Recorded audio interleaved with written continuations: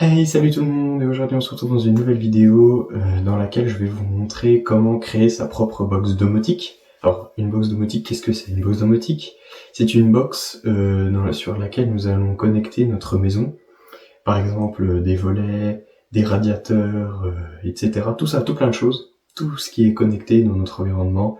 On en reparlera bien plus dans d'autres vidéos. On reparlera aussi également de qu'est-ce que l'on peut faire grâce à Home Assistant, car oui, nous utiliserons Home Assistant comme application pour notre box domotique. Alors pourquoi Home Assistant et pas d'autres applications? Car il en existe déjà, un Google Home, Smart Life, etc. Mais Home Assistant est un logiciel open source, donc ce qui veut dire que nous avons plein d'autres logiciels créés par des personnes random, ce qui nous permet d'avoir une bien meilleure compatibilité entre nos appareils différents. Par exemple, on peut connecter du Philips, connecter Alexa, notre Google, notre enceinte Google Home, vous allez connecter à Vodim, etc. On peut connecter énormément de marques en passant par cette application parce que c'est open source. Cette box aussi nous permettra donc, entre autres, de faire la box domotique, le principal. Mais nous pourrons voir dans une autre vidéo que je ferai un jour. Nous verrons également que nous pouvons créer un lieu où vous allez mettre vos films, vos séries, que vous avez évidemment eu extrêmement légalement. Donc maintenant, on en reparlera dans une vidéo de tout ça. Si vous voulez un petit teaser, l'appli, elle s'appelle Plex Media Server. Tous les films, etc. que je vais regarder, je les mets sur cette application et je peux les lire partout. Littéralement partout en France. Voilà. Donc, si ça vous plaît, mettez un like dans les commentaires. Dites-moi ce que vous aimeriez voir sur Home Assistant, etc. Alors, juste avant d'aller configurer Home Assistant, etc., il faut bien évidemment que je vous donne la liste des matériels qui va s'afficher juste ici. Donc, qu'est-ce qu'il vous faudra? Il vous faudra évidemment, nous dans cette vidéo, personnellement, j'utiliserai un Raspberry Pi 4. Je vous mettrai tous les liens en description. Une carte micro SD, la taille de cette carte, je vous conseille en capacité. Si vous comptez utiliser, comme j'en ai parlé juste avant, de Plex Media Server, donc pour y entreposer vos films, etc., optez plutôt pour un SSD. Le stockage, je vous laisse choisir, c'est à votre guise. Minimum 16 Go. Plus tard, si vous avez déjà un serveur NAS, vous pourrez en connecter un, il n'y a aucun problème. Donc carte SD, si vous comptez l'utiliser en tant que box domotique uniquement, alors attention parce que ça peut aller très vite si votre connexion internet suit. Évidemment, si votre connexion internet ne suit pas, ça ne sert à rien. Un disque dur externe fera largement l'affaire. J'ai pris des ventilateurs, je vous donnerai le lien en description des ventilateurs que j'ai pris. Alors pourquoi j'ai pris des ventilateurs? Eh bien tout simplement parce que je mettrai les ventilateurs plus tard dans la vidéo, je vous montrerai. Je vais mettre des petits ventilateurs dans un boîtier imprimé en 3D, ce qui nous permettra de garder notre Raspberry ventilé dans une petite boîte, ce qui est évidemment esthétique. Alors vous n'êtes pas obligé de le faire, hein, la boîte.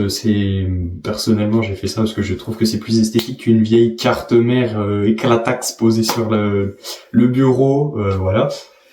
Je vous filerai tous les fichiers STL ainsi que les matériaux qu'il faudra pour ça. Une alimentation 5 volts pour alimenter votre Raspberry Pi. Alors je vous rassure, vous pouvez acheter l'alimentation officielle de chez Raspberry, mais vous pouvez très clairement prendre un chargeur USB type C de votre téléphone. Hein, ça fera largement l'affaire. Ça fera même mieux. Votre Raspberry sera évidemment mieux alimenté. Un câble Ethernet, si vous en avez un, pour brancher votre box domotique à votre box internet. Ça permettra que ça fonctionne évidemment un peu mieux, que ça soit plus fluide lorsque vous appuierez pour connecter votre maison, etc. C'est pas obligatoire, le Wi-Fi marche très bien. Et maintenant, on va se retrouver sur mon PC en capture d'écran pour vous montrer comment installer Home Assistant et bien le configurer. C'est parti! Donc ça y est, on se retrouve sur mon PC, sur Google. Donc vous allez écrire dans votre barre de recherche Raspberry Pi Imager. Vous allez cliquer sur le premier lien. Vous descendez un petit peu. Moi ici, ça sera for Windows, car je suis sur Windows, et vous, si vous êtes sur macOS, n'hésitez pas à télécharger. Vous choisissez. On va attendre que ça se télécharge. On ouvre. Vous attendez que tout cela s'installe. Exécutez Raspberry Pi Imager. Terminé. Il s'ouvre. Alors, modèle de Raspberry Pi. Choisir le modèle. Donc vous choisissez le modèle que vous avez choisi. Donc moi ici, dans mon cas, c'est un Raspberry Pi 4. Système d'exploitation. Donc, attention, écoutez bien. Donc nous allons aller dans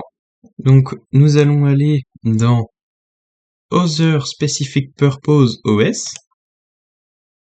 Home Assistant and Home Automation, Home Assistant. Donc après l'installation, vous branchez votre carte SD à votre Raspberry Pi. Vous attendez un petit peu que tout cela se lance. Bien évidemment, vous le branchez après avoir mis la carte SD et non pas avant. Si vous voulez éviter de vous taper toutes ces étapes, je vous conseille de passer au chapitre suivant. Et maintenant, on se retrouve pour connecter le Wi-Fi à notre Raspberry Pi. Donc pour cela, il vous faudra un câble micro HDMI vers HDMI à brancher sur votre écran, votre télé. Donc vous le branchez au petit port micro HDMI qu'il y a sur le côté de votre Raspberry Pi. Et vous aurez une fenêtre qui s'affichera, qui ressemblera à peu près à ça. Et dans cette fenêtre, vous allez donc oublier de préciser si une fois votre câble HDMI connecté à votre écran, rien ne s'affiche, essayez de changer l'alimentation. Vous allez donc écrire login, puis NMCLI Device Wi-Fi List, qui vous listera tous les noms de vos Wi-Fi disponibles. Et vous écrirez ensuite NMCLI Device Wi-Fi Connect, entre guillemets le nom de votre Wi-Fi, --ask. Il vous demandera le mot de passe, que vous rentrerez évidemment le mot de passe de votre box internet. Vous aurez un petit message qui vous confirmera ou non que votre Raspberry s'est connecté correctement à votre Wi-Fi. Vous taperez par la suite Home Assistant 2.8123 dans votre barre de recherche Google et vous vous retrouverez face à un formulaire de connexion. Donc vous vous connectez, vous écrivez votre nom, votre prénom, le mot de passe, vous créez votre compte. Ensuite, il vous demandera comment voulez-vous nommer votre maison. Donc vous nommez comme vous voulez, vous le nommez comme vous voulez. Il vous demandera les fuseaux horaires, vous pouvez cliquer sur le petit bouton détecter et vous trouverez le fuseau horaire, le système métrique. Voilà. Vous cliquerez sur suivant. Vous cliquerez encore une fois sur suivant, il vous détectera des appareils. Vous cliquez directement sur terminer. On verra ça bien plus tard. Vous atterrirez sur une page qui s'appelle Lovelace, comme ici présente. Alors moi, elle est bien plus remplie, vous n'aurez quasiment rien. Moi, j'ai déjà configuré quelques trucs. Maintenant, je vais vous montrer comment paramétrer vos appareils. Donc vous irez sur la barre latérale, vous irez dans Paramètres, Appareils et services.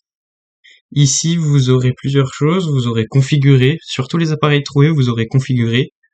Vous cliquerez sur configurer. Vous pourrez y associer des pièces. Vous les ajoutez. Nous retournons dans notre dashboard, donc notre aperçu. Vous n'aurez peut-être pas cette carte parce que moi, c'est une carte personnalisée. Je vous montrerai dans une prochaine vidéo comment personnaliser vos cartes.